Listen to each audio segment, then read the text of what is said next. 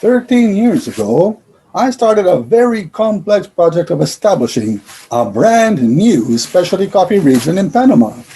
The area is extremely isolated with no infrastructure to speak of.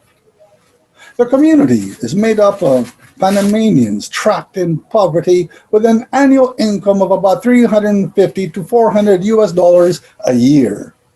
For some, it has improved a bit. However, the majority are still trapped in absolute poverty. What the community had going for it is a fantastic ecosystem for producing incredible coffee. The first time I stepped foot in that region back in 1994, the entire region was full of coffee. During the harvest months, the smell of drying coffee permeated the air for kilometers around. The farms were filled with thousands of producing coffee plants.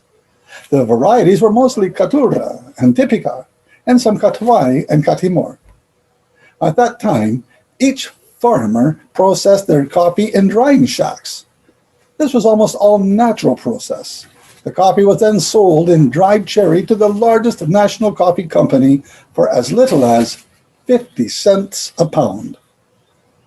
That is what motivated me to turn this community into a thriving coffee center.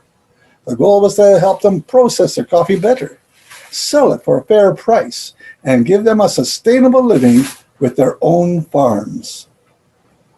I returned in 2008 to begin this project. My knowledge of coffee was quite limited then. I initiated a cooperative, designed and built a fully functioning coffee wet mill. My manager, Alvaro González, became my partner. We are good friends. He and his wife worked very hard raising their family of four and being at the forefront of community activities such as maintenance of the aqueduct, working on school grounds, and more. Apparently, this newer generation in the community does not have the same appreciation or passion for farming as their fathers or grandfathers.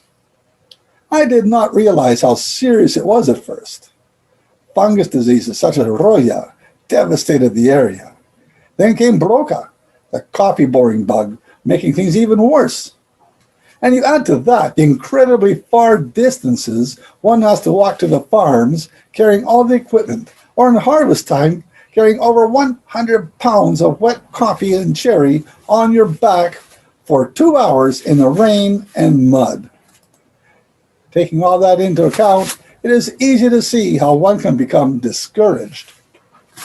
We brought in agronomists, coffee farming experts, agricultural engineers, excellent equipment, all with the goal of training the producers to improve their farms. We even sent Alvaro to Costa Rica to work on a fully functioning wet mill over there to see how the process works. The coffee cupped very well, being Q graded at 85.5 to 87 points for washed coffees over the years.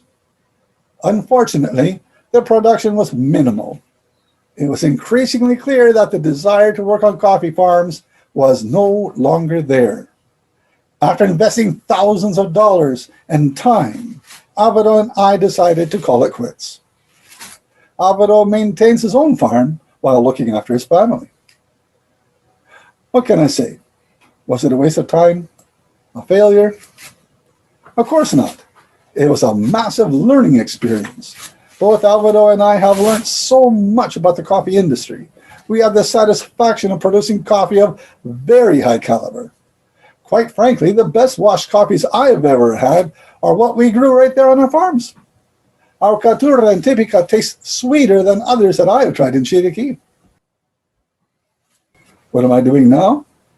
I am pleased to say I am a green bean sourcer in Chiriquí province. I am now in a very favorable position to source fantastic coffees for green bean buyers, traders, roasters alike. Are you looking for high-end washed coffees? Or specially processed ones such as naturals, honey, anaerobics, and more?